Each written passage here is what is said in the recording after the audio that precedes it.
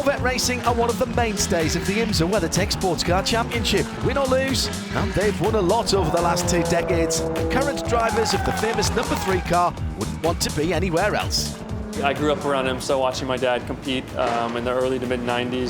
So for me, IMSA is one of the best sports car series in the world. I love the racing, I love the style of racing that we have here. You can really battle rubbing as racing in America, so I love that aspect of it. I love our restarts that bring intensity, the late races. You always feel like you have a shot to win one of these events, even if you don't have the fastest car. So for me, I love the sport. I think IMSA developed a series where everything is very consistent. We all had better and worse years in car counts and everything, but IMSA always seems to have really good numbers. So I love that I race for Corvette because the main championship was here, and I always love to race here, not only because of the racetrack. The whole race environment is really nice. I like the way the races work here with so many yellows, and strategy is also important. The way they run the race with the yellows, as opposed to safety cars in, for example, the WEC, just makes for spectacular racing. Race restarts at the end of races, Daytona, Sebring. It's just a great show, and it's also nice to constantly have a chance to fight for position, and for the fans as well. It's super nice to see. And then also the way they kind of interact with the fans in the paddock, but not only on track but also off track. Feels more open than some of the series I race in Europe, so I really love it out there.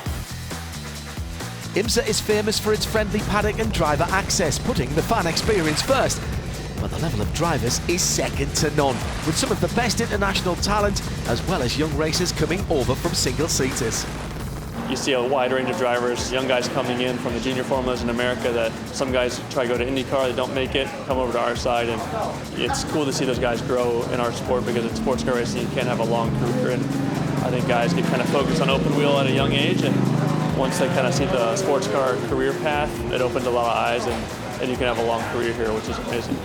With a mix of sprint and endurance events, IMSA races on the best tracks in North America, and although few would be suitable for Formula One, when you have legendary venues like Daytona, Sebring, Laguna Seca, Canadian Tire Motorsport Park, Road America and Watkins Glen, great racing is always guaranteed.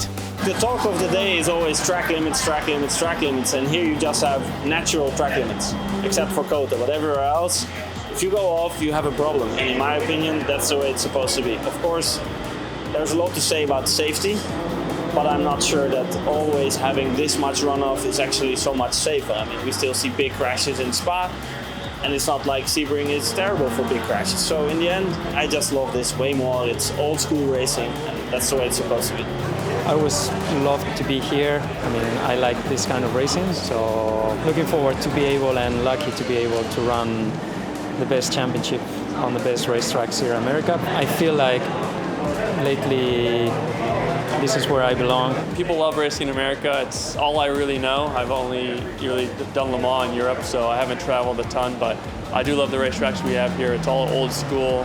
Some of them might not be the safest racetracks, but I think as a driver, you respect that. You like being on the limit. It makes it that much more of a challenge and that much more rewarding when you do complete a great lap or a great race. So I love racing in America. I know all the Europeans that come over here love it as well, so yeah, I'm happy to be here.